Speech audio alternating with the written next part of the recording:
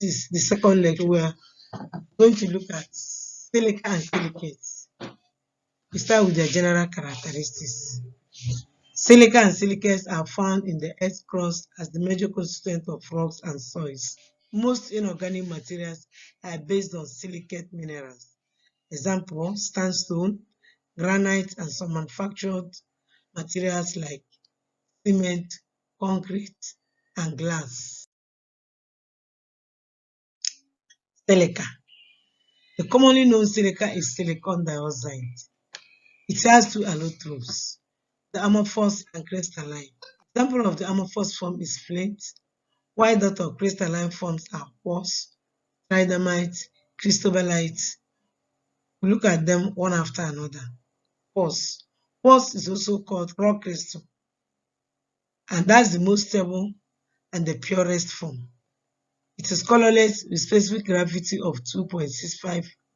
The crystalline form can exist in two modifications at lower and higher temperature.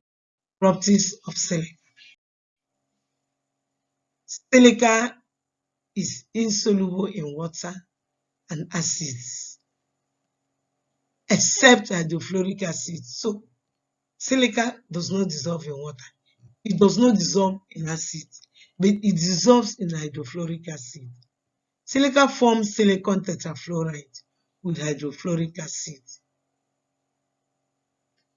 Hydrolysis of silicon tetrafluoride in water gives soluble silicate acid as insoluble white solid. Silica, you can see the equation. Silicon tetrafluoride reacts with water, that is on hydrolysis, to give you silicon hydroxide. Differences between silicon 4 oxide and the carbon 4 oxide. Carbon 4 oxide is a gas, while silicon 4 oxide is a solid. Carbon 4 oxide is a linear molecule, while silicon 4 oxide forms a giant or micromolecular structure. You can see the linear structure of carbon 4 oxide, carbon double bonded 2 hydrogen atoms, while the giant structure of silicon 4 oxide is seen here. You can see the structure here. That's the structure of silicon 4, the giant structure of silicon 4 oxide. We look at silicates. Silicates are sources of siliceous acid made of silicon tetraoxide unit with a tetrahedral structure formed as a result of sp2 hybridization. Silicon has complete octets, but each oxygen atom is still short of one electron to complete its octet.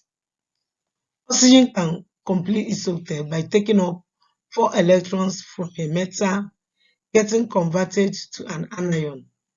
You can see silicon here being bonded by 4 oxygen atoms. This is the representation of silicon tetraoxide. Examples and uses of mineral silicates. Examples of mineral silicates include mica, asbestos, and so many of them. But let's look at them one after another. Micas are in layers. They are tough, elastic, transparent, with high dielectric strength, chemical inertness, and thermal stability up to 775 Kelvin. Mica sheets are used for furnace windows, electrical insulators, and then vacuum tubes. Asbestos are fibrous silicates with high tensile strength, great flexibility. They are resistant to heat and flame, to corrosion by acids and alkalis. If you say that it is resistant to heat, it means that heat does not affect it. That is why they use even asbestos to roof houses. Acids also do not affect them. Asbestos are used as thermal insulators. Prolonged exposure to airborne asbestos fiber dust lead to a disease known as asbestosis. Zeolite and glass. Zeolites, also called palmutics, are sodium aluminum silicates used in softening water as cation exchangers to remove calcium and magnesium ions from hard water. You know that hard water contains calcium and magnesium ion. So we use zeolite made of permutil, that is sodium aluminum silicates, to remove the calcium and magnesium ions in hard water. Zeolite contains equal numbers of cations and anions. Okay, we'll look at silicones, preparations, properties, and uses. Silicones are organosilicon polymers formed by hydrolysis of alkyl substrate chlorosilane. Hydrolysis of trialkyl monochlorosilane yields linear silicon polymer. Hexaalkyl disilane trichlorosilane gives complex cross-linked polymers. Silicones with desired properties can be obtained as oils, greases, or rubbers. They are chemically inactive, heat resistant up to 500 Kelvin, water repellent, good electrical insulators. They are used as lubricants, insulators, protective coating, and heating oils. You can see here structures of some silicones: linear structure, cross-linked structure, and cyclic structure. You can see the cyclic structure. Cyclic is like circle. That makes it cyclic. Cyclic structure of silicone. You can see the cross-linked. The cross-linked structure of silicone is cross-linked, while the linear is like a straight line. You can see silicon bonded to oxygen to silicon just in a straight line. That is the linear structure of silicon. We look at general trends in chemistry of divalent compounds of the 4 elements. Divalent, when we say divalent, it means those with valency of 2. Stability of the lower oxidation state, that is oxidation state of 2, increases down the group, which means that lead is more stable than carbon. Lead 2 is more stable than carbon 2. So stability of the higher oxidation state decreases.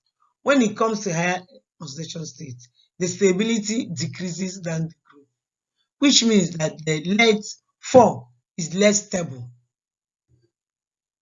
This is seen in the decrease in the reducing property of the +2 state and the increase in the oxidation property of the +4 state. Germanium 2 is a strong reducing agent, while lead 2 is not a reducing agent. Divalent silicon and germanium compounds. Divalent silicon. When I say divalent, it means oxidation state of 2. So divalent silicon means silicon with oxidation state of 2.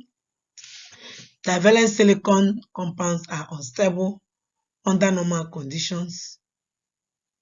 Some compounds have been formed in high temperatures reactions and have been trapped by rapid chilling to liquid nitrogen temperature. Divalent germanium. Divalent germanium are germaniums that have oxidation state of +2. That will lead us to fullerenes, the ground balls of carbon.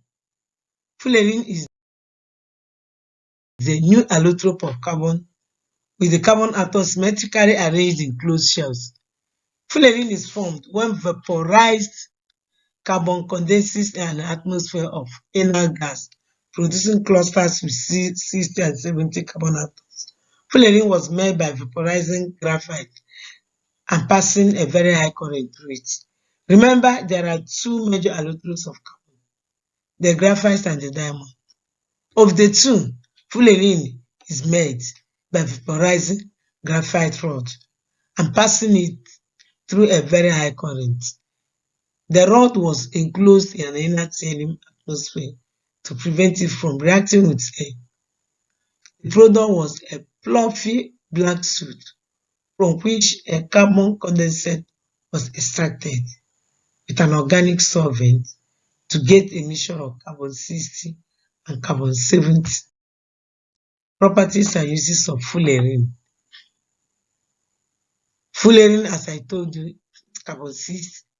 So it dissolves in benzene to form a red wine solution with a mustard color crystals. It is stable in the dark. The cage breaks into fragments if kept in air and exposed to ultraviolet light. So in the dark, it is stable, but when it is exposed to light, it breaks. As I say, It contains double bond and can be reduced to carbon 60 hydrogen 35 with little metal dissolved in liquid ammonia. Carbon 60 is a hollow like a football as seen. It is called the great football. Great fullerene is like a football. When you look at this structure, it's just the structure of a ball. It is hollow inside. That is fullerene for you. The uses of fullerene. Fullerene is used in organic chemistry, electrochemistry, and semiconductor technology. They act as semiconductors in exposed with alkali metals. They can find use in optical limiters since carbon 60 is opaque to high density.